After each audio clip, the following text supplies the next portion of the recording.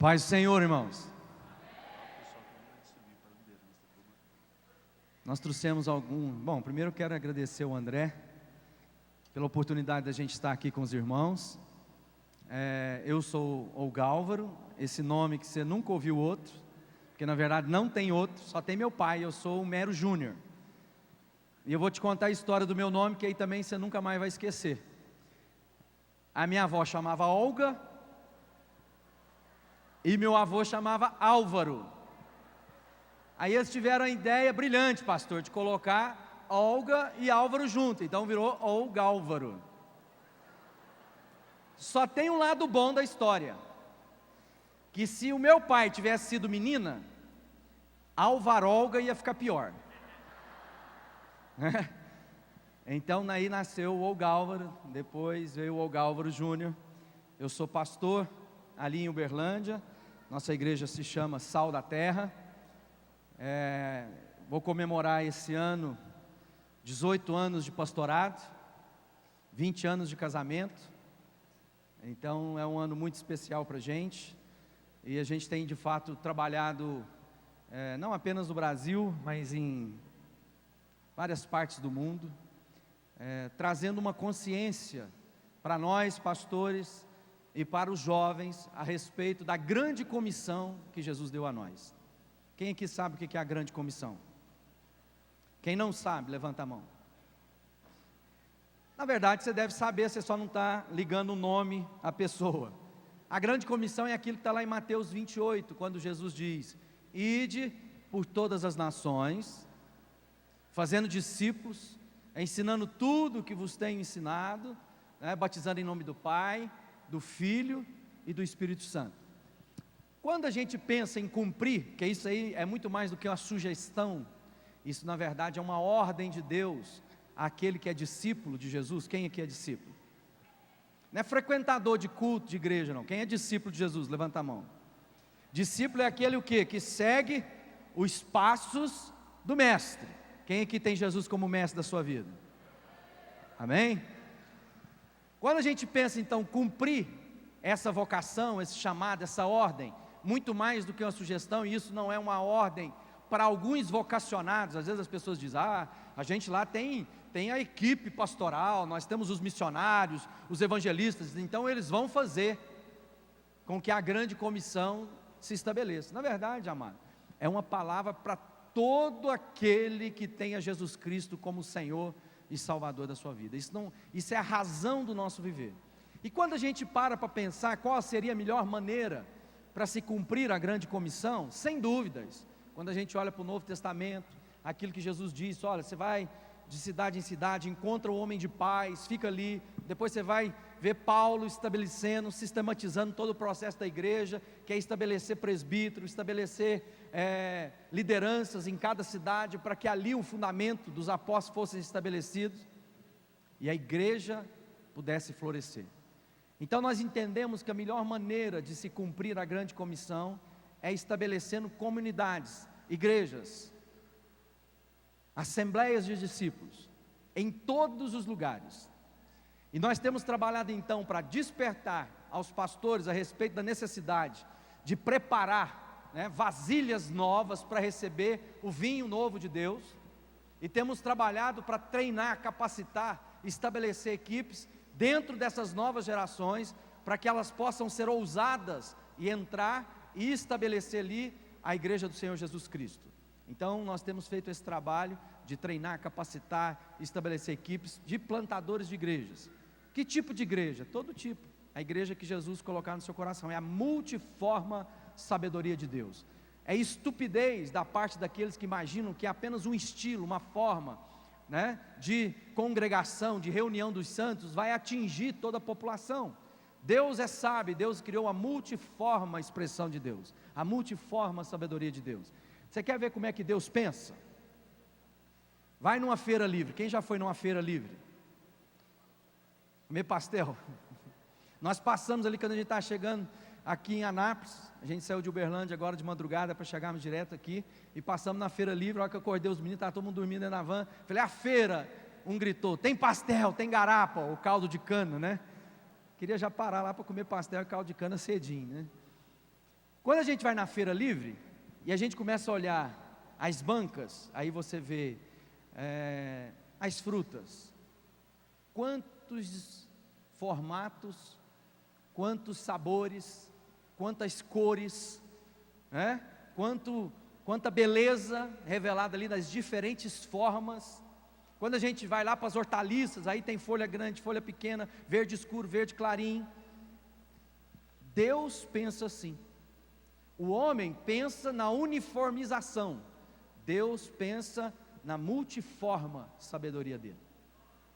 Muitas vezes nós queremos fazer construções com tijolos, é mais fácil assentar tijolos, já tem o mesmo padrão, todo mundo, ninguém pergunta nada, já está colocado.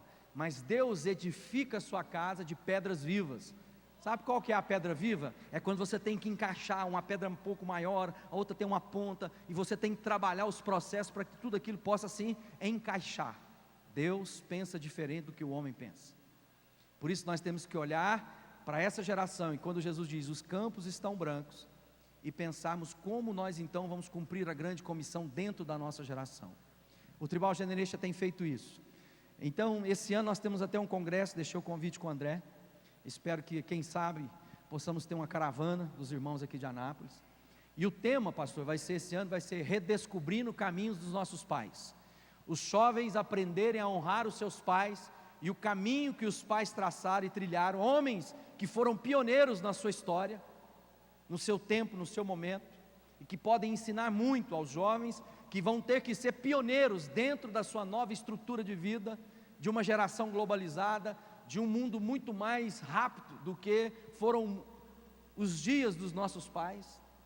Então nós queremos entender que para cumprir a grande comissão, só tem uma maneira: pais e filhos convertendo os seus corações uns aos outros e trabalhando junto para a obra do Senhor. Ninguém, nenhuma geração vai cumprir a grande comissão sozinha. Deus é Deus de Abraão, Isaque e Jacó. É um Deus de processos, é um Deus em que a multiforme expressão dele, o corpo bem ajustado, ligado cada um na sua parte, cada membro desse corpo cumprindo a sua parte, ligados em amor, vai cumprir aquilo que Deus tem para nós.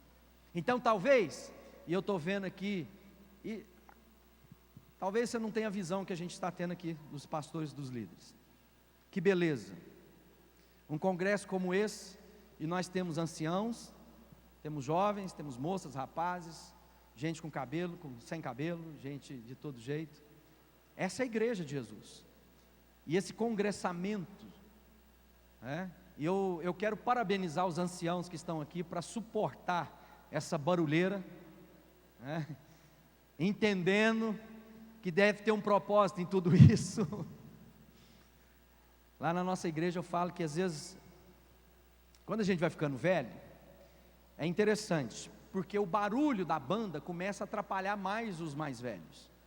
E eu ainda não entendi, porque normalmente quando a gente fica mais velho, a gente fica mais surdo. Então a gente deveria ter o som mais alto, mas quem gosta do som mais alto é quem escuta melhor.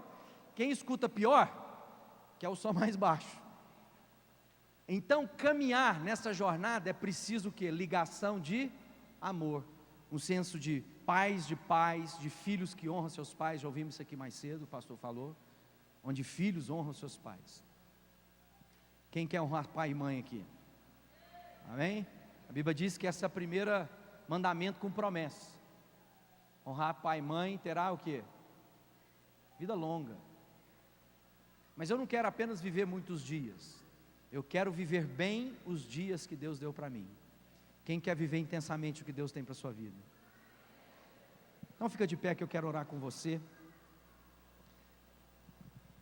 O André falou da minha esposa, ela se chama Fabiana. Fabiana, como eu disse, nós vamos fazer 20 anos de casado esse ano. Sou pai do Tiago, de 17 anos, acabou de entrar na universidade.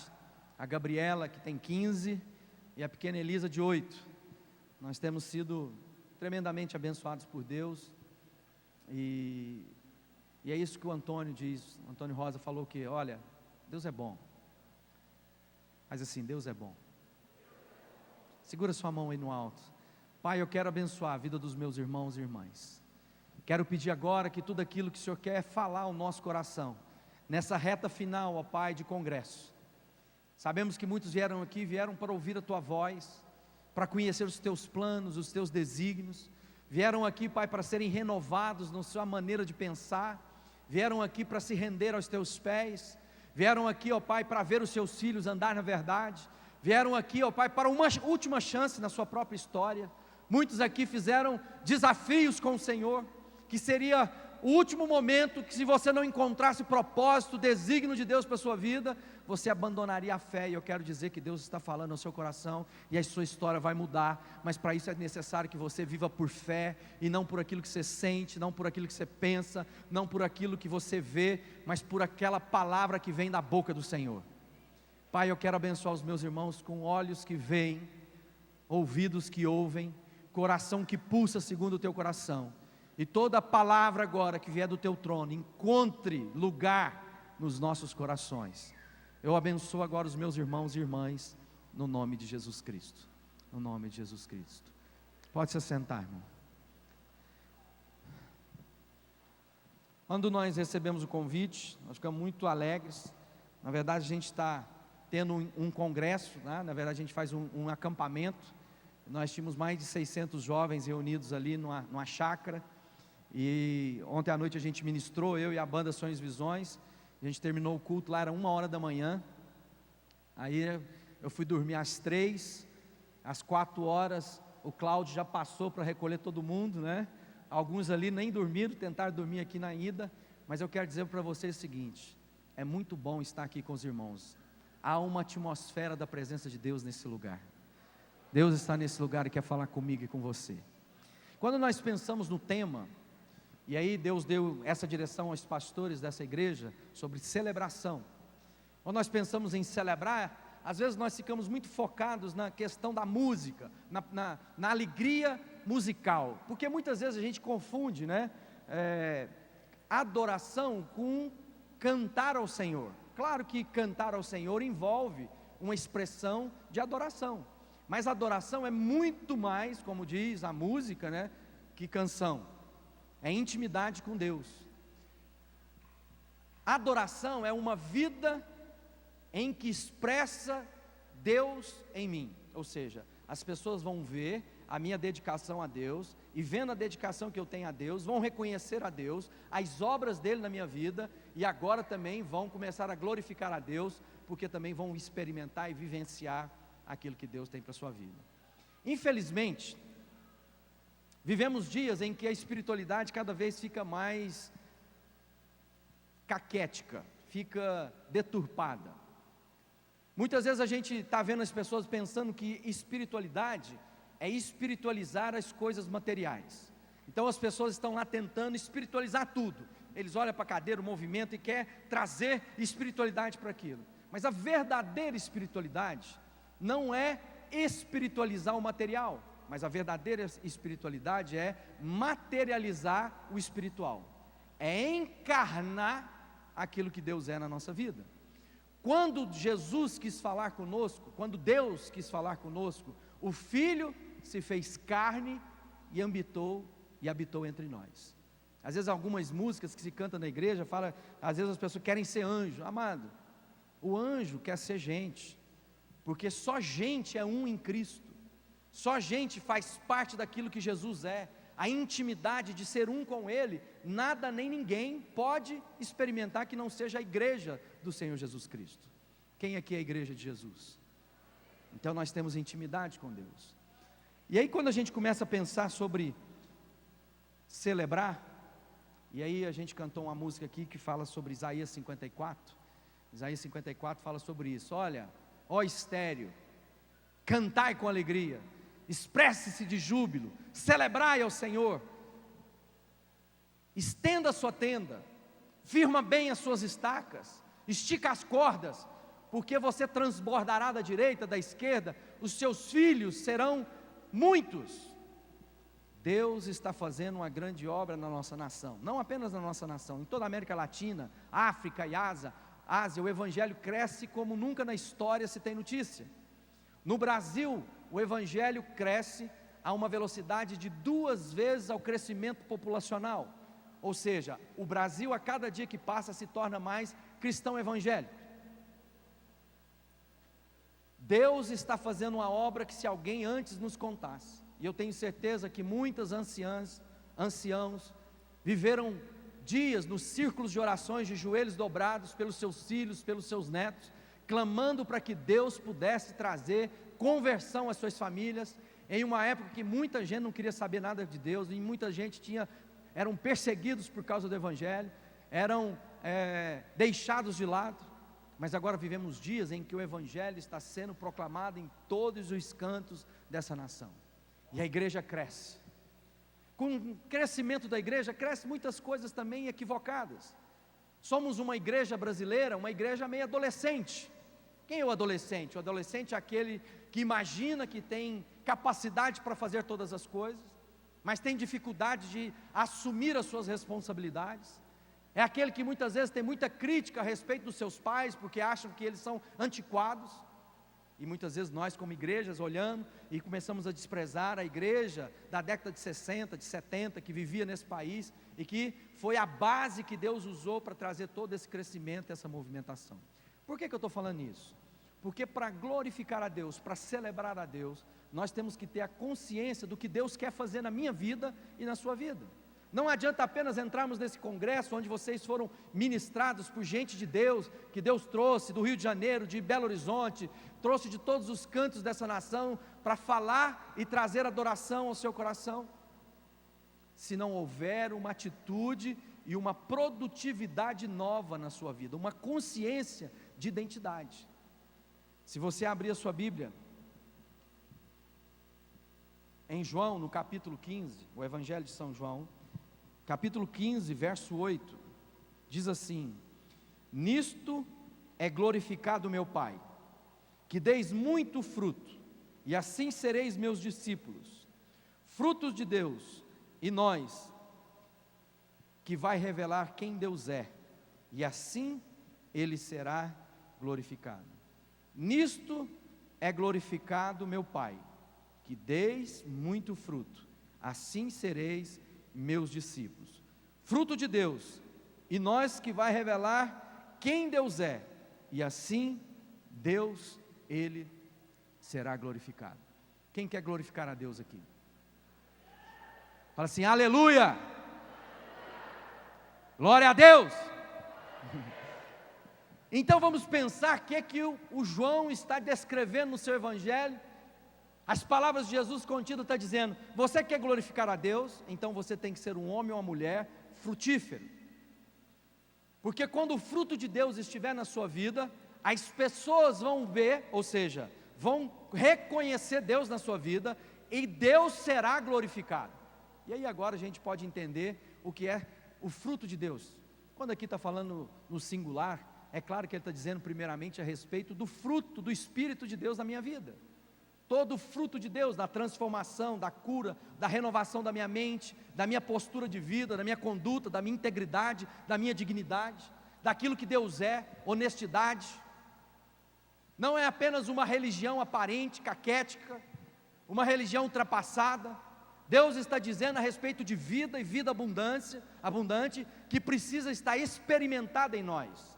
Durante muitos anos, por causa dessa consciência grega que infiltrou no mundo ocidental, passamos muito pelaquilo que é o racional, e tudo aquilo que era experimental na nossa vida, imaginávamos que isso era fruto da carne, portanto deveriam ser desprezados, como se qualquer expressão de alegria, de júbilo, de palmas, de dança, eram tidos como expressão da carne. Então não era para você rir na presença de Deus. Às vezes, durante alguns anos, havia uma geração carrancuda, muito séria, que afastava a juventude, porque era gente muito introvertida, porque aprenderam que toda expressão de fruto na sua vida não podia conter celebração, não podia conter a glorificação de Deus. Mas Jesus diz para nós assim: olha, se você não comer da minha carne, se você não beber do meu sangue, você não tem parte comigo. Jesus está nos chamando a uma relação experimental com Ele. Ele está dizendo: eu não quero apenas que você contemple quem eu sou, eu não quero apenas que você me observe ao longe, eu não quero que você apenas reconheça em mim alguém para te dirigir como se esse alguém estivesse do lado de fora da sua vida. Eu quero que você se alimente de mim, eu quero que você coma da minha carne, eu quero que você beba do meu sangue. Você precisa experimentar de Jesus, para que agora, alimentando-se de Jesus, o fruto de Deus passe a ser naturalmente vivenciado na sua vida. Essa geração, chamada aí geração milênio, geração pós-moderna, geração da conectividade, é uma geração experimental. O marketing já descobriu isso. O marketing antes, talvez, alguns poucos anos atrás, as pessoas colocavam lá: olha, esse produto é feito de um plástico, uma resina própria, trazido da Bélgica, tem toda a capacidade de armazenar bem a água, e você vai comprar o nosso produto, porque ele é melhor na qualidade que ele produz, ou que nós produzimos para você. Nos dias de hoje, o que é?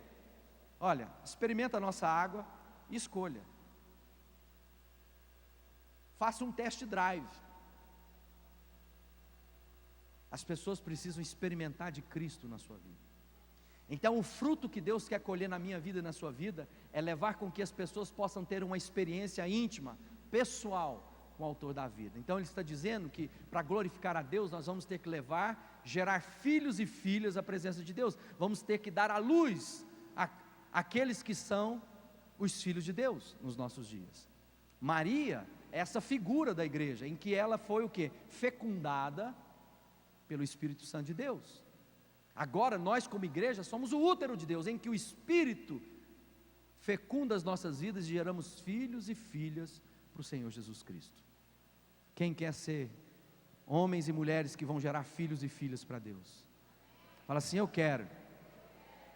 Nisto é glorificado o meu Pai, em que vocês deem muito fruto.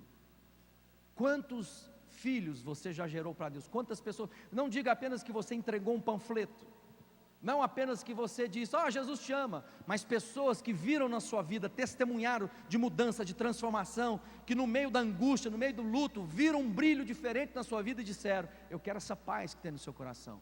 Me ensina a conhecer esse Deus que você serve, me leva à presença desse Jesus que você diz servir para a nossa vida. Quantas pessoas nós temos gerados a partir do nosso conhecimento com Deus? E aí agora nós vamos entender: poxa, mas como eu vou fazer isso? Qual vai ser a minha parte nessa obra? O que Deus quer operar na minha vida? Aí lá em Colossenses, o apóstolo Paulo diz assim, capítulo 1, quando Paulo escreve à igreja de Colosso, diz assim, verso 9 e 10: por esta razão, nós também, desde o dia em que ouvimos, não cessamos de orar por vós, e de pedir que sejam cheios do pleno conhecimento da sua vontade, em toda sabedoria e entendimento espiritual, para que possais andar de maneira digna do Senhor, agradando-lhe em tudo, frutificando em toda boa obra e crescendo no conhecimento de Deus. O apóstolo Paulo agora traz a nós um desafio. Ele está dizendo: olha, desde que eu ouvi falar a respeito de você, eu tenho orado pela sua vida, para que você tenha todo o conhecimento da vontade de Deus para você. Ele está dizendo, para que você não viva como Zeca Pagodinho, deixa a vida me levar, vida leva eu. Não, alguém que está lá inspirado por Espírito Santo, que pode ter a mente de Paulo, que diz: uma coisa só faço, é me esquecendo das coisas que para trás fico, prossigo para o alvo da minha vocação. O meu modelo é Jesus, os meus olhos estão fitos no autor e consumador da minha fé. Então agora, o que resta a mim é me alinhar, é colocar minha vida na direção daquilo que Deus tem, é me desvencilhar daquelas coisas que produzem embaraço na minha vida, e prosseguir para aquilo pelo qual Cristo me alcançou. O que eu quero fazer é não ser desclassificado naquilo que eu mesmo tenho ensinado aos outros. Eu quero viver uma vida digna, e isso que ele está dizendo aos Colossenses: vocês tenham todo o conhecimento da vontade de Deus, para que possam viver uma vida digna do Senhor. Sabe o que é viver uma vida digna? Dignidade tem a ver com integridade, integridade tem a ver com inteireza. Significa agora que o Paulo está dizendo assim: viva de inteireza de coração para Deus. Não se deixe levar por outras palavras que não seja a palavra do Senhor Jesus Cristo. Que a sua vida não tenha cômodos, não tenha lugares secretos, guardados, fechados, em que você não permite que Deus opere. Talvez você já tenha tido a oportunidade de ir num apartamento de praia, casa alugada, que normalmente quando alguém tem lá um imóvel que pode ser alugado, para que as pessoas possam passar suas férias, nessas casas ou nesses apartamentos, normalmente tem ali ou um cômodo, um quarto, em que as coisas do dono ficam trancadas e fechadas, que você pode usar tudo na casa, menos aquele cômodo, ou um armário, que ele guarda as coisas pessoais e ali não deixa que ninguém use. E eu tenho visto uma juventude que muitas vezes tem deixado cômodos da sua vida trancadas, e diz para Deus: Deus, vem morar na minha vida, faz um milagre em mim, mas há situações, cômodos, que nós não deixamos que Deus opere coisa alguma, e dizemos: Deus, você pode andar em tudo quanto é lugar, mas esse lugar aqui eu vou tomar a rédea, eu vou decidir, eu vou escolher o que eu quero para a minha própria vida. E Deus diz: olha, não tem jeito, ou é inteireza de coração, ou não é nada. Ou você é frio, ou você é quente, porque morto Deus vomita. E já ouvimos de vômito essa manhã, e todo mundo fez uma cara de nojo danada. Vivam de maneira digna da sua vocação, do seu chamamento, daquilo pelo qual Deus te criou, do desígnio de Deus. Quando Deus te pensou, presta atenção, Deus é um Deus interessante, porque Deus começa todas as coisas pelo fim, e porque Ele tem um fim em mente, Ele dá início ao começo, para que se estabeleça uma trajetória e alcance aquilo pelo qual você foi criado. Então, quando Deus criou você no ventre da sua mãe, quando Davi diz lá: olha, eu era lá, uma coisa sem forma, no ventre da minha mãe, sendo elaborado, sendo crescido ali em mistério. Deus já tinha um propósito para o rei Davi. Ele já era o Davi de Deus. Ele já era o homem segundo o coração de Deus. Deus tem um desígnio para a sua vida. E que enquanto eu não entender, não conhecer todo o desígnio de Deus para a minha vida, eu vou ficar batendo cabeça. E aí eu fico impressionado pelas pessoas, e eu fico lá admirado com alguém: não, então agora eu quero cantar igual o Thales, então o meu negócio vai ser cantar igual, não, eu quero cantar igual a Ana Paula, e aí vai funcionar na minha vida, não, eu quero ser como o pastor André, e aí eu vou fazer. Amado, há um desígnio especial para a sua vida. Olha para o seu dedão assim, ó. O que você está vendo aí? Um dedão, né? Aí tem uma o quê? Uma digital, que é uma marca de quem você é. Nós somos 7 bilhões, agora mais de 7 bilhões sobre o planeta Terra. 7 bilhões de pessoas, e não há ninguém que tenha a mesma marca que você tem. Significa o quê? Que no seu desígnio, que na sua obra, jovem, tudo que você for realizar e você tocar, o que vai acontecer ali? Vai deixar a sua marca. Então começa a pensar: que tipo de marca eu vou deixar da existência da minha vida sobre esse planeta? Qual vai ser o legado, a história que eu vou deixar quando eles estiverem ali celebrando o culto da minha morte? Qual é a obra que Deus está realizando através da minha vida, em que vai ficar como herança para os meus filhos e os filhos dos meus filhos? Tijolos amontoados? Que você teve apenas uma vida moralmente bem ajustada? Ou vai ser alguém que as pessoas vão dizer: está aí alguém que lutou o bom combate, cumpriu a carreira que para ele está a propósito, morreu vazio, morreu para cumprir tudo aquilo que Deus tinha para a vida dele. Você sabe qual é o desígnio de Deus para a sua vida? Para que você possa andar de maneira digna, alinhada, ligada a tudo isso? E aí ele diz assim: para que possais andar de maneira digna do Senhor, ainda lá em Colossenses, agradando-lhe em tudo, frutificando em toda boa obra e crescendo no conhecimento de Deus. Quem quer conhecer a Deus ainda mais hoje? Porque a Bíblia diz o quê? Conheceis e prosseguir em conhecer o Senhor. Todas as vezes que alguém, um homem ou uma mulher de Deus, já imagina que conheceu tudo, aí ele está ladeira abaixo na sua vida, porque a nossa existência, a nossa história que Deus está construindo, é de fé em fé, glória em glória, de graça em graça, de conhecimento em conhecimento. É algo que eu vou, em cada estação da minha vida, produzir o fruto daquela estação, um fruto apropriado em cada estação da minha vida. Tem gente que ainda não entendeu isso. Talvez nós, os mais velhos, começamos a imaginar que os jovens são todos estúpidos, então não vou deixar que eles consigam manter a autoridade, eu não os libero para realizar a obra de Deus, porque eu lá estou tentando controlar todas as coisas. Estupidez.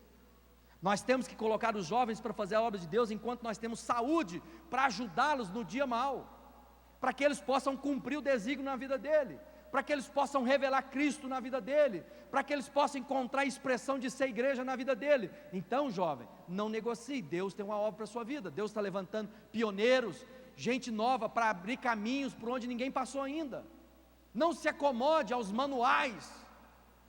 Quantas vezes, amado, nós temos gente preguiçosa, gente que não quer aprender um caminho, que quer simplesmente passar pelo caminho que todo mundo já passou. E Deus está dizendo: você quer ser relevante na sua geração? Quem quer ser relevante na sua geração? Você vai ter que descobrir o caminho de Deus para a sua vida. Nós olhamos e nos inspiramos nos homens e mulheres, pais de pais, homens que foram fiéis no seu tempo e ainda são, e inspiramos naquilo que é a fidelidade deles com Deus, para que nós também sejamos fiéis naquilo que Deus tem para a nossa vida, não nos deixando moldar pelo sistema desse mundo.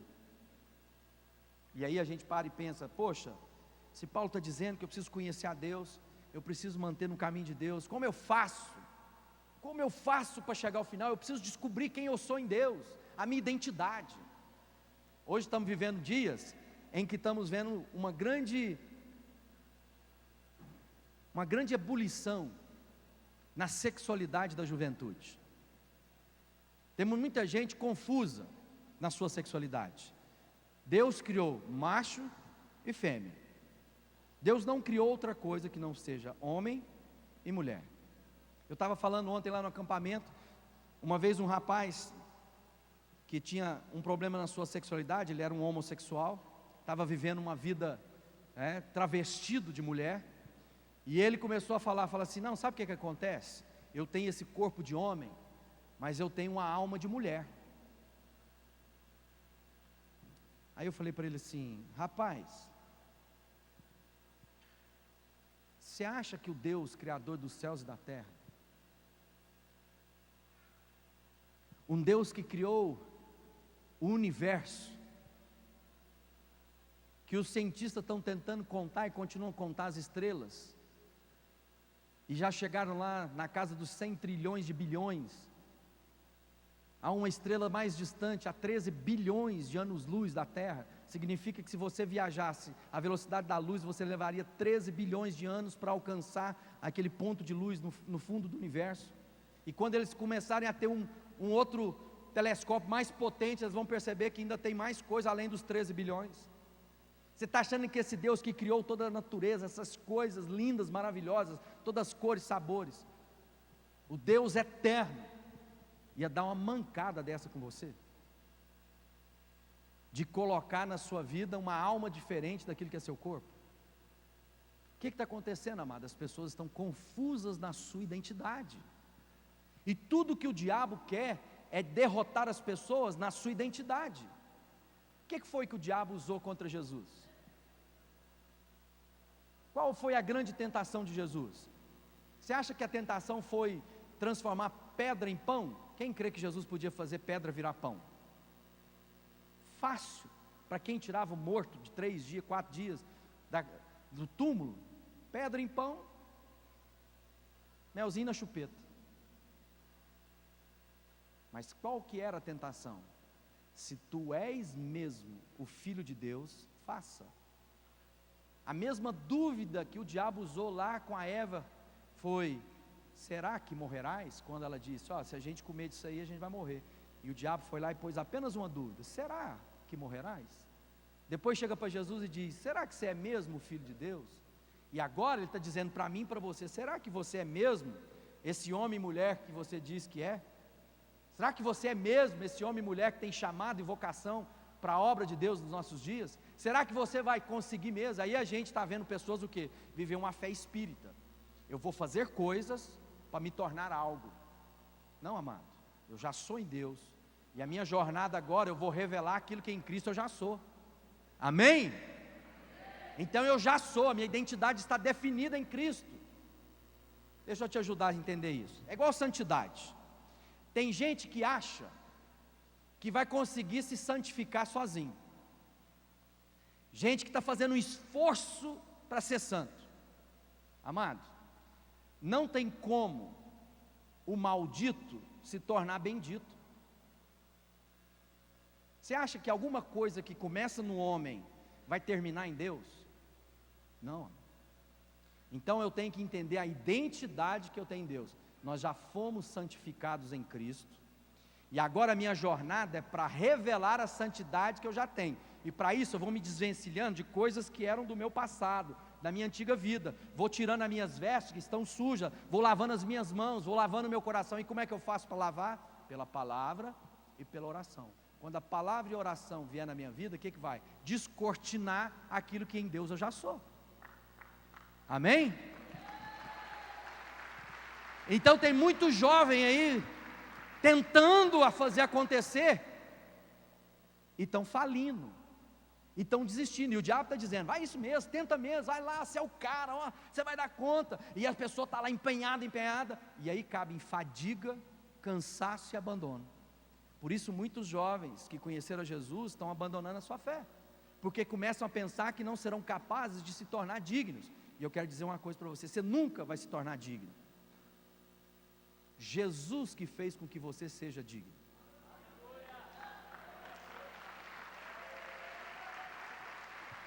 Entende isso? Isso muda tudo na nossa fé. Então agora o Paulo está dizendo: olha, você vai ter que dar fruto. Quem quer dar fruto? João falando para mim, para você, Jesus falando.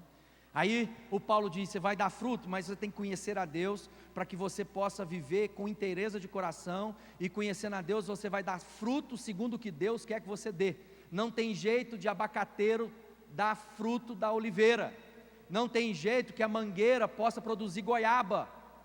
Cada um de nós tem um fruto para revelar nesse planeta. Deus nos fez seres únicos, uma só digital. Há algo de Deus na sua vida que a humanidade precisa para ser abençoada. Em ti serão abençoadas todas as famílias da terra.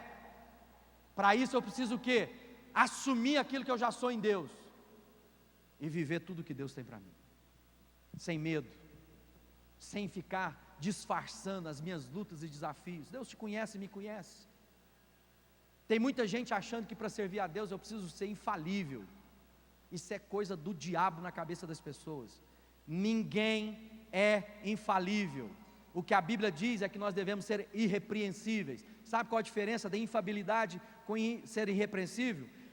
O homem e a mulher irrepreensível é aquele que diante da sua falha, do seu erro, ele confessa, ele torna o seu caminho para a direção certa e caminha segundo a graça e o poder de Deus na sua vida.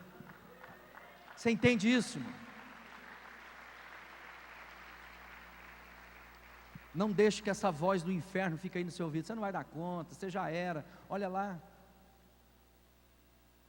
Então o André estava falando lá, porque ele estava observando eu e minha esposa, né? Eu não sei o que ele viu, né, pastor? Tomara que tenha visto só as coisas boas, né? A minha esposa conhece muito mais os meus defeitos.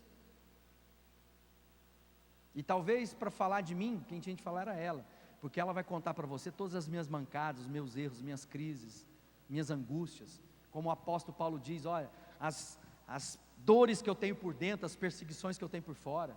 Ou como o apóstolo Paulo, você imagina, amado, o apóstolo Paulo é o homem que Deus usou para escrever mais da metade do Novo Testamento. Um homem que inspira milhões de pessoas até hoje. Depois de Jesus é o nome mais citado.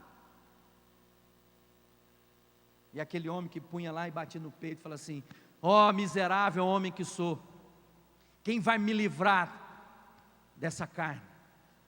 Porque o bem que eu quero fazer, acabo não fazendo, mas o mal que eu não queria fazer, esse sim, acabo fazendo. Então Paulo estava dizendo o quê? Não se preocupe com a sua humanidade, mas agora prevaleça pelo poder do Espírito Santo sobre a sua vida, para que Cristo possa viver em ti. Sabe por quê, amado? Porque a carne não converte, ela precisa ser subjugada até o fim. Tem gente esperando deixar de ter vontade. Não, pastor, ora por mim, eu estou tendo umas vontades.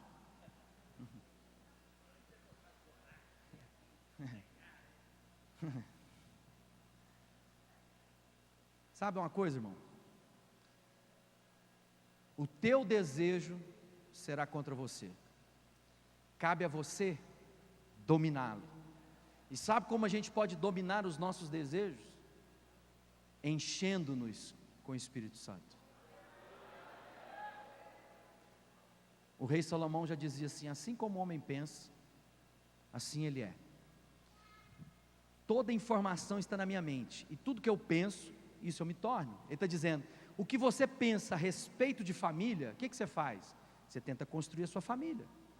O que você pensa a respeito da igreja, você tenta viver a igreja, comunidade. Muita gente imagina que a igreja é esse prédio. Não, esse prédio aqui é o prédio onde a igreja de Jesus se reúne.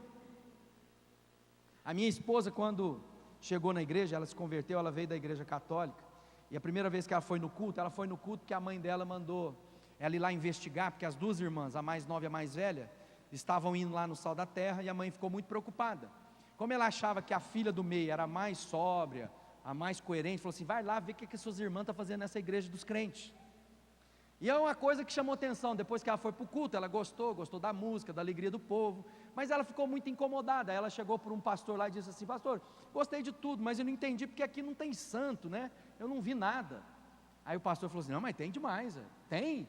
Uai, mas não estou vendo. Ele falou assim, não, porque a hora que acaba o culto eles vão tudo embora. Então, amada, é essa congregação dos santos que vai revelar a graça e a misericórdia de Deus na nossa vida. Desgraçadamente, uma pessoa desgraçada é destituída de graça. A igreja se tornou o lugar mais perigoso para se pecar, sendo que tinha de ser o lugar onde nós tivéssemos o quê? Liberdade, ao ponto de que no dia da nossa falha, ao invés de encontrarmos condenação, encontraríamos o quê? Perdão, misericórdia. Por isso nós estamos criando tanta gente religiosa de aparente. E sabe quem que eram os religiosos? Aquele que Jesus combatia. Você viu Jesus falar alguma coisa da prostituta, do endemoniado? Não, Jesus chegava lá, filhos do demônio, com quem que ele estava falando, irmão? Sabe com quem? Com os pastores da época, os fariseus. A gente às vezes tem uma figura que os fariseus eram gente má, maquiavélica. Não, eram os líderes que ensinavam o povo a respeito da Bíblia. A Bíblia dos judeus. O que é a Bíblia dos judeus? Se você pegar o Antigo Testamento assim, é o livro sagrado deles. É a Bíblia que Jesus lia. Naquela época não era em livro, né? Era rolos de pergaminhos. Então, amado, que a gente tenha a ideia de que é a comunhão dos santos. Por isso que a Bíblia diz, não deixai-vos de congregar. Por quê? Porque é nessa comunhão que eu sou estimulado, que eu sou lembrado das boas obras, é nessa comunhão que no dia que eu cair alguém me ajuda a levantar, é nessa comunhão que os meus dons podem ser exercidos, é nessa comunhão em que eu sou cheio do Espírito Santo, porque aí eu vou começar a falar em hinos, em salmos, em cânticos espirituais. É no meio dessa comunhão em que as pessoas veem a graça e a misericórdia de Deus na minha vida, e quando eu estiver lá no meu trabalho, na minha escola, no meu ambiente familiar, que as pessoas não conhecem dessa graça, dessa misericórdia, a luz de Cristo vai resplandecer de tal maneira que as pessoas vão dizer, eu quero que você tenha na sua vida. Mas aí, caminhando por fim, eu queria que você abrisse lá em Romanos 12, porque a nossa dificuldade é a renovação da nossa mente. Eu vou ser bem objetivo, que a gente está chegando ao final. Diz assim, Romanos 12, um texto bem conhecido. Eu falo que todas as vezes que me convidam para pregar pela primeira vez num lugar, eu tenho dificuldade de não pregar sobre Romanos 12. Eu estou tentando não pregar sobre Romanos 12, mas vou pregar sobre Romanos 12 um pouquinho. Diz assim, portanto, meus irmãos, por causa da grande misericórdia divina, peço que vocês se ofereçam completamente a Deus, com um sacrifício vivo, dedicado a seu serviço, agradável a Ele. Esta é a verdadeira adoração que vocês devem oferecer a Deus. Quer celebrar a Deus? Ele está dizendo aí como é que isso deve ser feito. Não vivam como vivem as pessoas desse mundo, mas deixem que Deus os transforme por meio de uma completa mudança da mente de vocês. Assim vocês conhecerão a vontade de Deus, isto é, aquilo que é bom, perfeito e agradável a Ele. Agora nós estamos aqui com o Paulo escrevendo a igreja de Roma e apresentando algo que na figura deles, no conhecimento religioso, eles tinham muito contato. Eles estavam acostumados com o sacrifício de animais, eles estavam acostumados de oferecer em libação, em holocausto, as coisas diante do altar de Deus, como sacrifício aos deuses, pagãos ou não, ou após a estrada, né, de Israel, que Deus foi ensinando a respeito do sacrifício do cordeiro. Paulo começa a dizer assim: eu estou agora fazendo um apelo, irmãos, para vocês, que vocês se apresentem a Deus, como um sacrifício vivo, santo e agradável a Deus. E agora Paulo começa a falar algumas coisas que as pessoas tinham dificuldade de entender, porque eles pensavam de sacrifício a respeito de quê? Morte. Mas agora ele está dizendo de um sacrifício vivo. Então significa agora que nós vamos apresentar a nossa vida para viver em favor de algo, e não apenas para morrer em favor de algo. Deixa eu explicar isso melhor. Às vezes a gente vem para a hora da adoração, para os cantos, e cantamos: quero estar no seu trono, quero me derramar na sua presença. Mas amado, o lugar do altar é lugar de sacrifício. O altar era onde o animal era cortado, seu sangue era derramado, e depois de tudo espedaçado, colocava-se fogo para que aquilo subisse como aroma suave a Deus. Então Paulo está agora nos levando para um lugar de sacrifício, em que nós temos que viver nesse ambiente. Ele está dizendo: você quer viver para Deus? Você quer dignificar Deus? Então agora você vai viver a sua vida integralmente ao Senhor. Mas muitas vezes, quando o altar que nós dizemos que queremos subir esquenta, nós queremos descer dele, nós queremos negociar, nós queremos nos afastar, nós queremos manter Deus numa distância segura e dizer: agora eu quero, não, agora eu não quero mais, agora eu vou dar uma voltinha. Então Deus diz uma coisa para você: ou você vive inteiramente, de novo, dignamente de Deus, ou você esquece viver a vida de Deus. Você quer experimentar qual seja a boa, perfeita e agradável de Deus para a sua vida? Quem quer experimentar? Olha só o quanto a gente é estúpido. A gente imagina que a oração é a arte do convencimento de Deus. Então nós vamos aprender a orar, e você é tão persuasivo que Deus vai mudar de ideia. Deus não muda de ideia, nem volta atrás, nem mente, conforme as Escrituras Sagradas diz. Então nós estamos tentando fazer um lobby, aí como a gente diz, se duas pessoas concordarem a respeito de uma mesma coisa, isso será estabelecido. Aí a gente junta lá os irmãos e fala assim: vem cá que você vai me ajudar a convencer a Deus agora, que eu tenho um plano melhor do que Ele tem para mim. E a Bíblia está dizendo assim: rapaz, o plano de Deus para você é planos de paz, de um futuro melhor. Rapaz, o que Deus tem para você é agradável, perfeito, é algo que vai sobrepujar, é algo que vai ser bom para a sua vida, e você está querendo outra coisa que não seja aquela que Deus tem para a sua vida. Quem quer o que Deus tem para a sua vida? Então por que a gente gasta tanto tempo orando para Deus mudar de ideia? Porque o Espírito já disse para nós o que Deus quer. O Espírito de Deus já foi lá e já disse, porque é Ele que convence do pecado, da justiça e do juízo. Quantas vezes as nossas orações estão cheias daquilo que Deus diz que não deve estar nas nossas orações?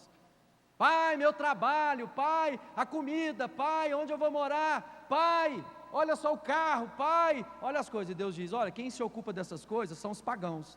Você tem que, primeira coisa, buscar o reino de Deus, sua justiça. E aí, irmão, você não precisa orar por isso não, porque todas essas coisas serão acrescentadas na sua vida. Entende? Que a nossa mente precisa ser renovada, e é isso que o Paulo está dizendo. Você vai apresentar como sacrifício vivo. Vocês não vão viver conforme as pessoas desse mundo. O que as pessoas desse mundo estão fazendo? Tentando encontrar alegria. Amado, quando os jovens estão lá agora no carnaval, na prostituição, na bebedeira, estão lá nas drogas, sabe o que eles estão tentando encontrar? Realização de vida. Há um vazio, um buraco, uma angústia, que eles ficam tentando colocar coisa. Quantos de nós, antes de conhecermos a Cristo, estávamos lá na mesma condição, imaginando que uma cama após a outra cama vai produzir a alegria que eu necessito? Ou que uma cachaça, ou que um uísque de tantos anos vai ser melhor, e isso vai produzir uma euforia? E aí depois descobrimos o que? Vazio, angústia, gosto amargo na boca, vergonha, depressão e para alguns morte, suicídio. Você sabia que suicídio no Brasil é a terceira causa de morte entre jovens de 15 e 30 anos de idade? As pessoas estão se matando, sabe por quê? Porque não conseguem preencher esse vazio nas suas vidas. E o Paulo está dizendo que, olha, não vivam como essas pessoas vivem, mas agora vocês devem transformar a sua mente. E aqui agora está a chave do sucesso de uma carreira com Deus. Sabe o que significa transformar a mente? Metanoia, mudar a forma de pensar. É o que o Raul Seixas dizia. O Raul Seixas dizia assim: eu prefiro ser uma metamorfose ambulante do que ter aquela mesma opinião formada sobre tudo. O que ele estava dizendo? O que o apóstolo disse. O apóstolo diz assim: eu me desfaço das coisas que ficam para trás, assumo a novidade de vida, a minha mente vai se transformando, Deus vai me moldando, até que eu achegue aquela transformação que Deus tem para a minha vida. Então deixa eu dizer uma coisa: quem aqui quer permanecer o mesmo com Deus, apaixonado? Não tem como você ser o mesmo sendo o mesmo. Se você não se transformar a cada dia, você vai perder a paixão de Deus na sua vida. Você precisa de renovação da sua mente. E eu vou dar um exemplo muito claro de mente renovada, para que você entenda. E que muitas vezes nós como igreja não temos entendido. E porque nós não temos entendido, nós não temos experimentado a boa e perfeita vontade de Deus para a sua vida. Qual seria o texto mais conhecido das Escrituras Sagradas? Talvez João 3,16. Alguns poderiam dizer Salmo 23. Mas vamos para o João 3,16. O que está escrito lá em João 3,16? Eu tenho certeza que você já ouviu muitas ministrações sobre João 3,16. Então presta atenção. Porque Deus amou o mundo.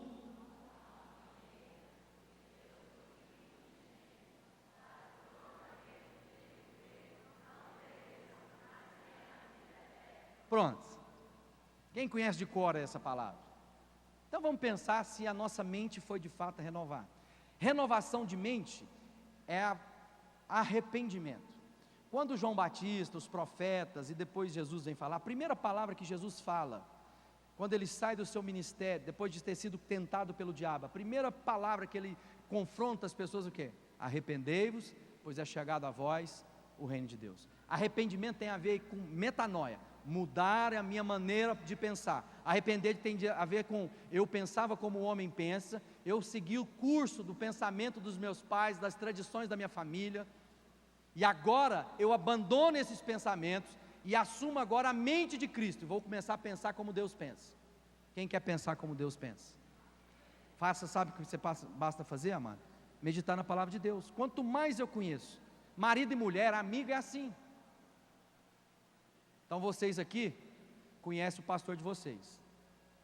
O pastor de vocês pode ter uma expressão ali atrás, às vezes não está falando nada. E às vezes o pregador está aqui e está lá com a cara assim.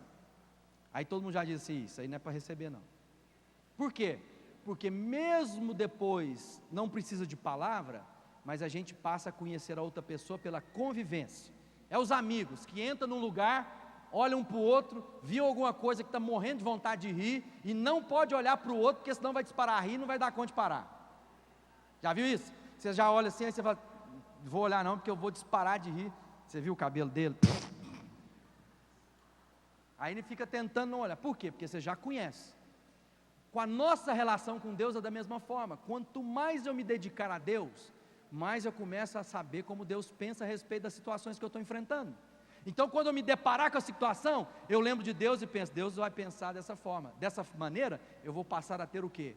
O pensamento de Deus na minha vida.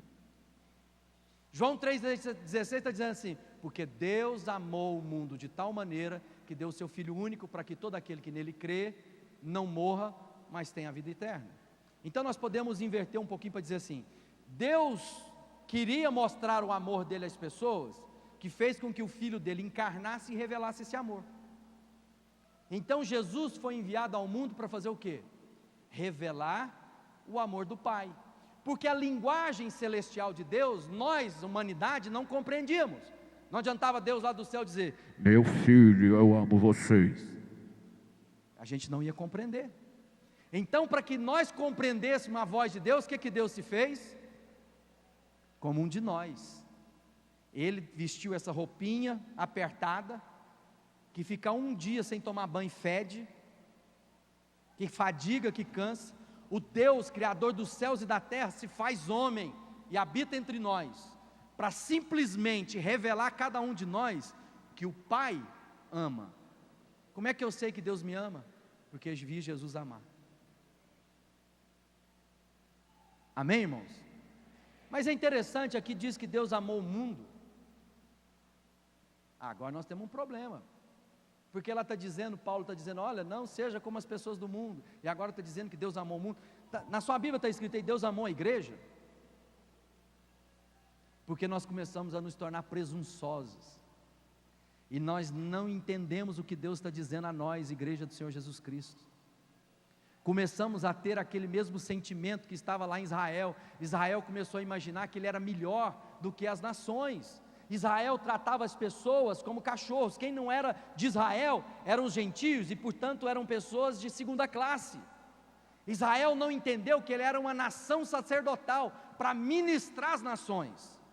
Qual é a palavra de Deus para Abraão? Abraão, em você serão abençoadas todas as famílias da terra. Não era, em você serão benditas as famílias de Israel.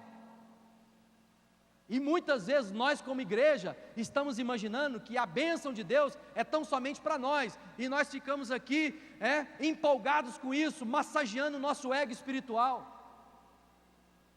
ao invés de entendermos que esse congressamento tem um objetivo, que a gente seja cheio do Espírito Santo, e de forma cheia do Espírito Santo nós podemos chegar e anunciar o amor de Deus.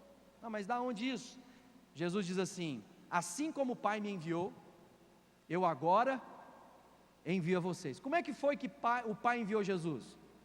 Para que revelasse a nós o amor do Pai.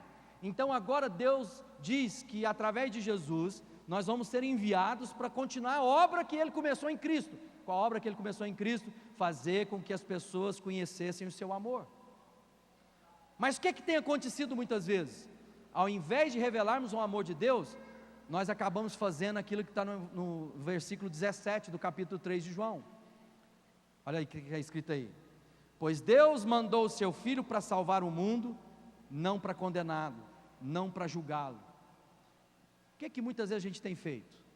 Gente que aponta o dedo, gente que julga o outro. Nós não revelamos o amor de Deus às pessoas, nós revelamos condenação.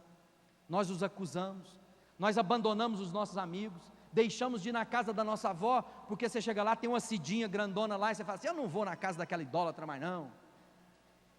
E você se torna o pior neto entre os netos, e você acha que ela vai querer o Deus que você serve. Ou seus amigos na escola, que ao invés de você ser o melhor amigo deles, você se torna o acusador, o apontador.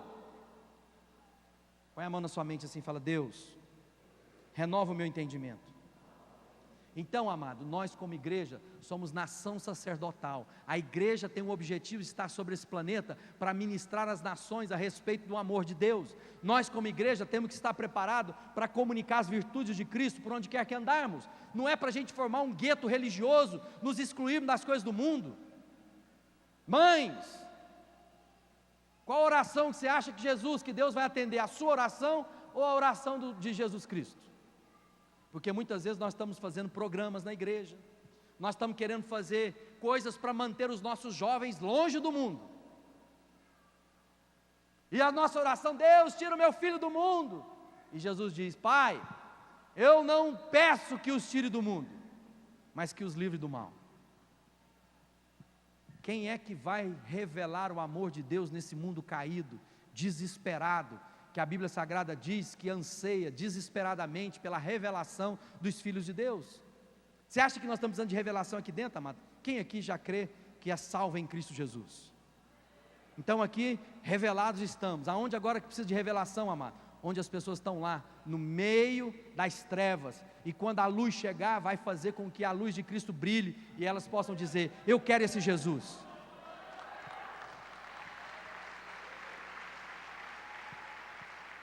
E aí agora eu quero fazer mais um desafio para você, para a gente encerrar.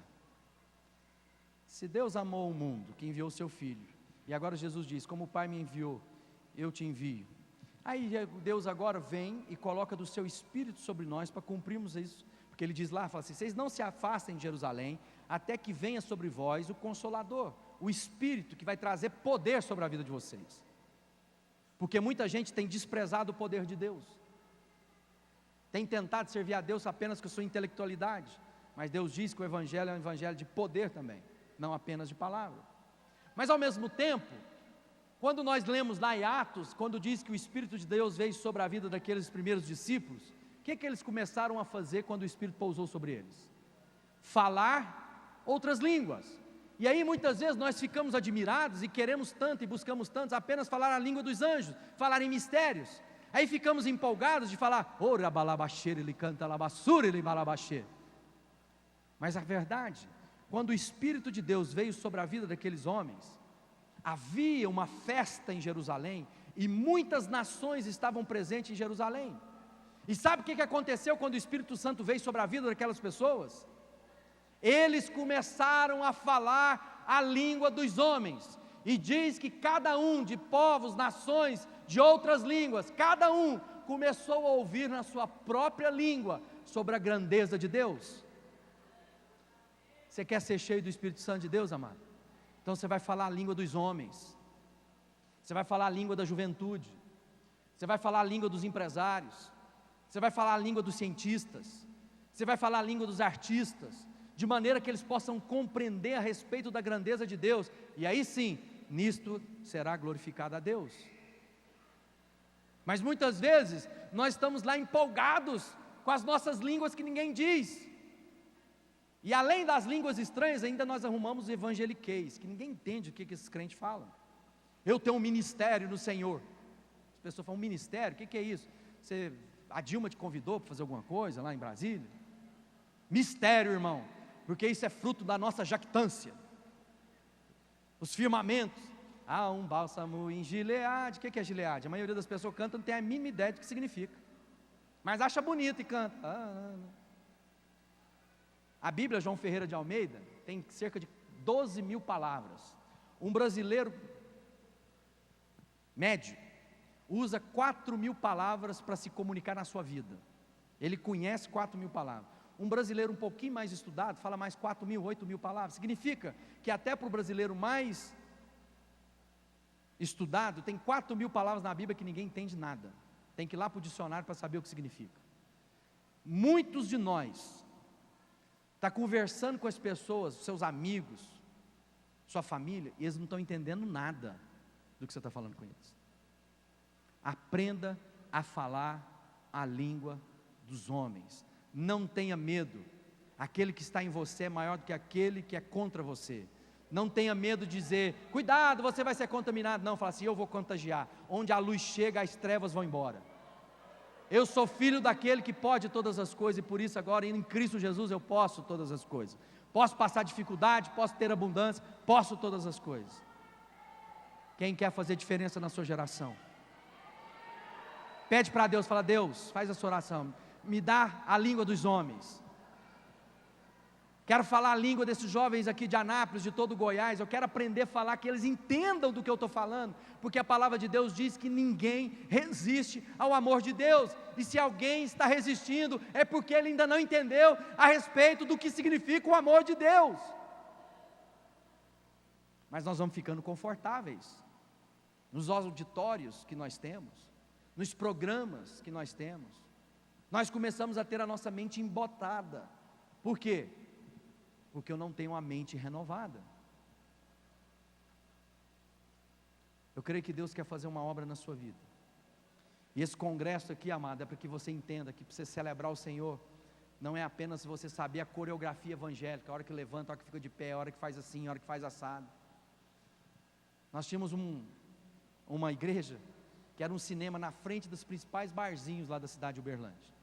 Então a gente fazia um culto assim, 10 horas da noite no sábado, de evangelista, colocava o caminhão lá de fora, fazia show com as bandas lá de fora, aquilo, as boates estavam com som alto, nós colocávamos som mais alto que os das boates. Aí um dia nós estávamos fazendo um culto lá, e tinha um amigo nosso, pegou um bêbado que estava passando na porta. Aí levou o bêbado lá para dentro do culto. Aí ele sentou bem na minha frente assim, eu estava ministrando. Esse irmão, ele tinha um trejeito muito especial. Toda vez que o Espírito Santo visitava ele esfregava a mãozinha, ele levantava, apertava os olhinhos, né? E ele tinha uma expressão bem característica, bem pessoal, da sua forma de expressar adoração. Aí eu estou lá e começou o louvor, e o irmão começou, aí o bêbado começou a olhar ele, né? Não teve dúvida. A hora que eu olho para os dois, o irmão lá assim, o bêbado, o irmão levantava a mãozinha, aleluia, o bêbado, aleluia. Tem muito bêbado na igreja, irmão, que não tem noção nenhuma do que está fazendo, mas faz porque não quer ficar diferente dos outros, não tem a sua mente em Deus. Prestar um culto inteligente, racional a Deus, ou seja, com entendimento. Tem gente burra demais na igreja.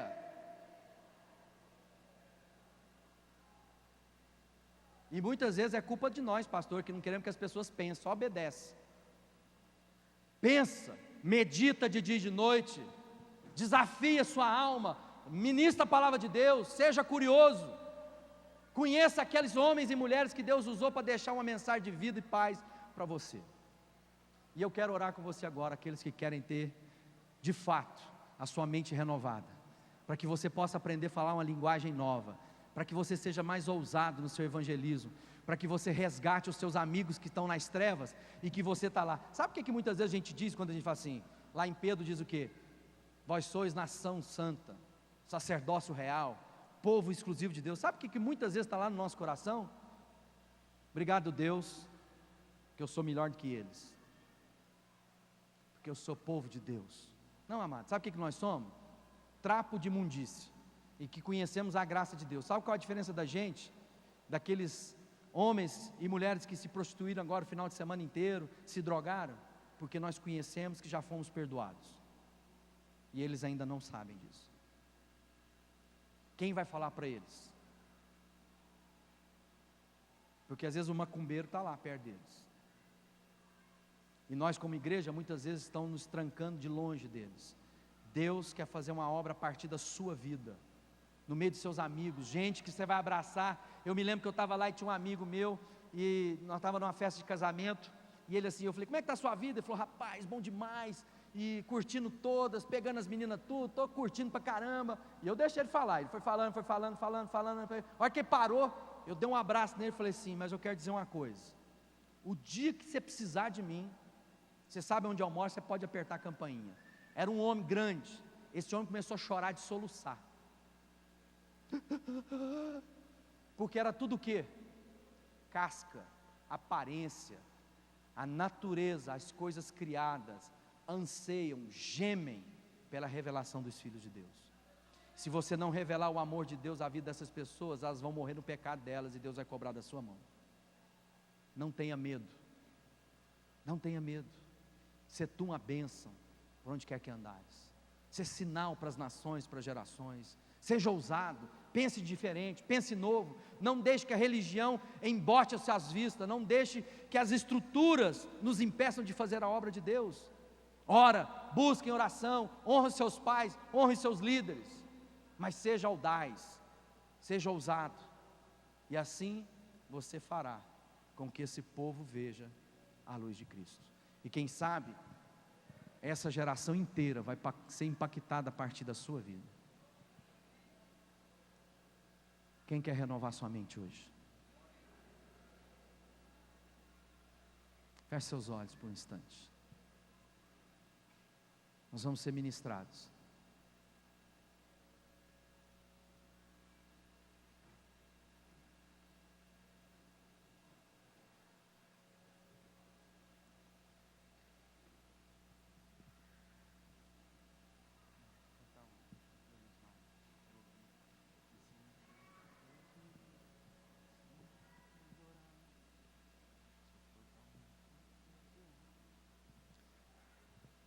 Eu queria que você tivesse a ousadia agora de colocar a sua vida diante de Deus, e que você agora pudesse falar para Ele: Deus, eis-me aqui.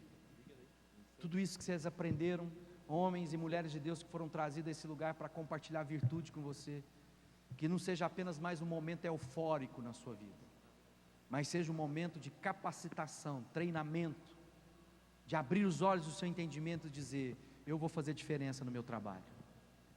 Eu não vou ser o crente chato mais não, eu vou ser o amigo. Eu não vou levantar minha mão para acusar ninguém. O diabo já faz isso, você não precisa acusar ninguém não. Assim, eu vou ser sinal de paz na vida dessas pessoas.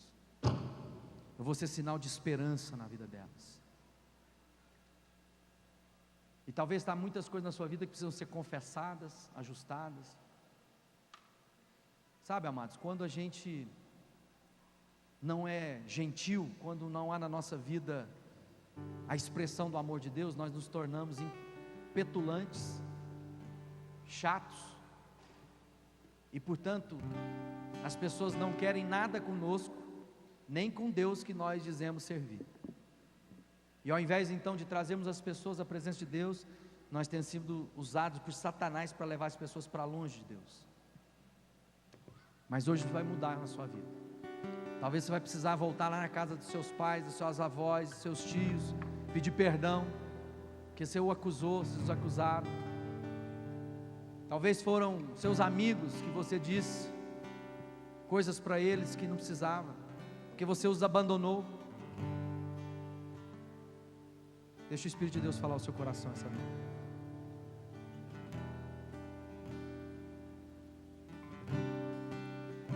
Deixa que essa canção ministre.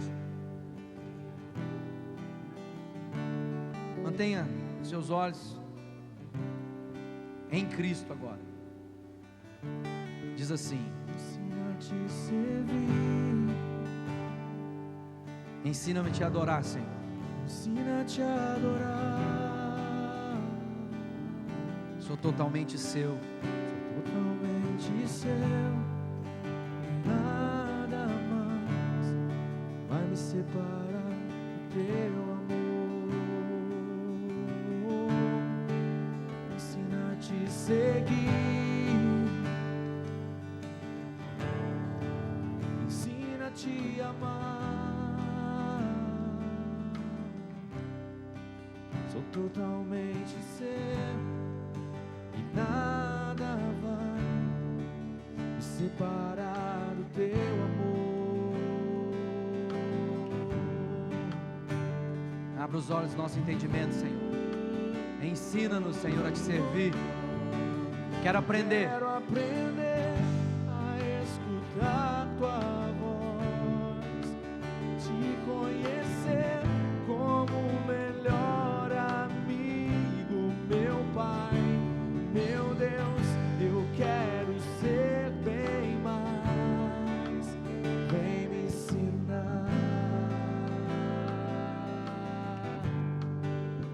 Vem me ensinar. Eu quero aprender a escutar tua voz, te conhecer como o melhor amigo, meu Pai. Meu Deus, eu quero ser bem mais. Vem me ensinar. Vem me ensinar. Se você quer aprender de Deus, se você quer servir a Deus, vem aqui, dá um passo de fé e dizer para Deus: eis-me aqui, Senhor, eu quero aprender a ouvir a sua voz no meio de tantas vozes, tantas ideias. Sai do seu lugar, que eu quero orar com você e por você. Eu quero interceder pela sua vida, e Deus vai nos ensinar a servi-lo. Ensina-te a adorar, ensina a obedecer, pra nunca mais eu me afastar do teu amor. Ensina a te seguir. O Senhor vai te trazer visão de nações, povos, grupos dentro da cidade. Talvez Deus vai te levar aos skatistas, Deus vai te levar ao hip hop, aos metaleiros, Deus vai te levar aos empresários, Deus vai te levar às mulheres, donas de casa.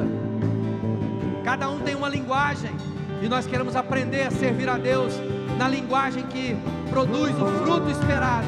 Eu quero aprender escutar tua voz. Sai do seu lugar, se disponha nas mãos de Deus. Como o melhor amigo, meu Pai, meu Deus, eu quero ser bem mais.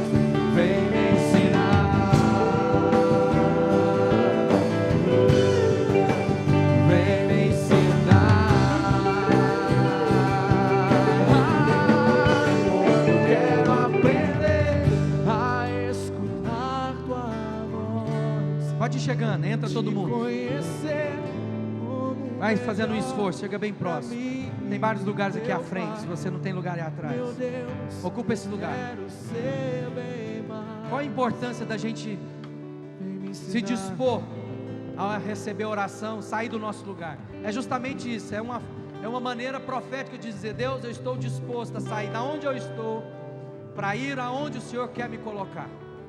Então quando eu saio do meu lugar, eu estou dizendo para Deus: Deus, pode mover a minha vida, pode me dirigir para onde o Senhor tem para mim. Eu não quero me aferrar, eu não quero ficar no lugar de conforto, eu quero ir para aquele lugar que o Senhor quer ministrar na minha vida.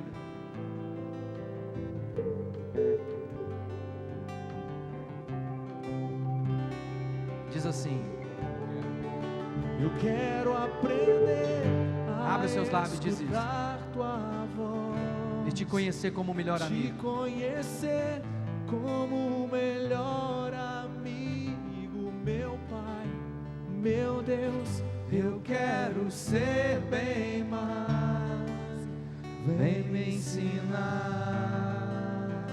Pai, eu quero apresentar a vida dos meus irmãos e irmãs, Vem me ensinar. homens e mulheres que o Senhor está separando para fazer uma revolução nessa geração.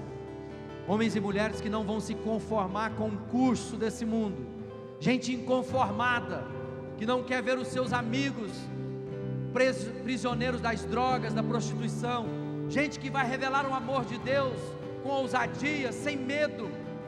Gente que vai revelar uma vida nova que em Cristo é possível de ter, que fala de emoção, que fala de vivência, que fala de abundância, que fala de alegria, que fala de esperança. Gente que não vai ficar reproduzindo religiosidade aparente, mas gente que vai revelar o amor, que é mais forte do que a morte. Homens e mulheres ousados para entrar naqueles lugares que muitos se recusaram a entrar, para dizer: o Jesus te ama. Eu vim aqui como um sinal visível do amor de Deus, que não vai negar o abraço, que não vai se importar com aquele que está mal cheiroso, mas vai exalar o perfume novo de Cristo, e a condição dessas pessoas vão ser transformadas. Gente talentosa, com dons que Deus vai usar para arrebentar os trincos, as portas do inferno, através da música, das artes, da ciência. Gente que não vai ficar prisioneiro de si mesmo. Batiza, Senhor, com fogo, purifica, porque aqui estão aqueles que querem apresentar a sua vida como sacrifício vivo, santo e agradável a Deus. Homens e mulheres que não têm do que se envergonhar.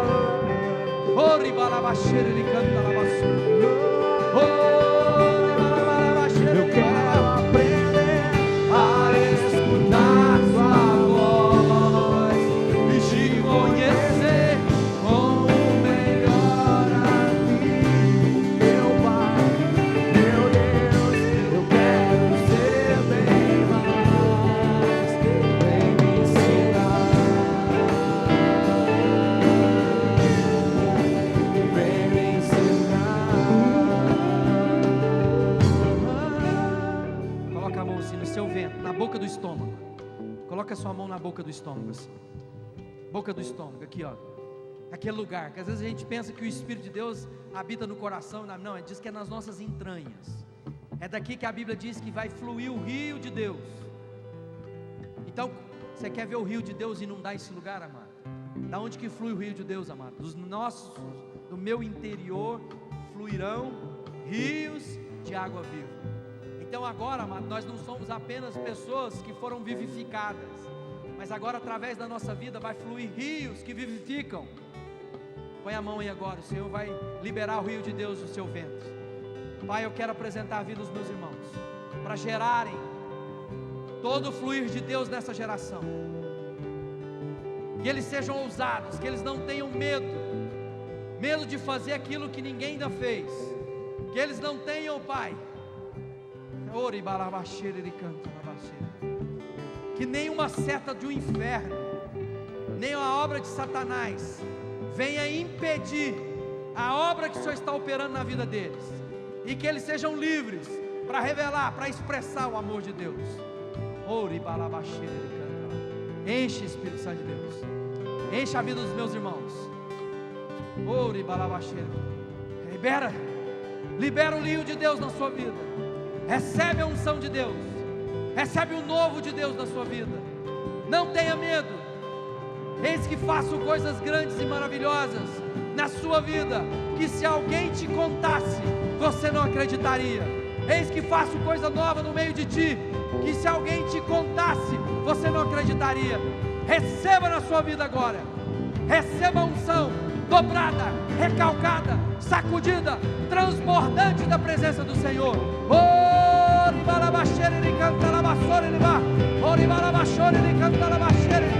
Recebe de Deus.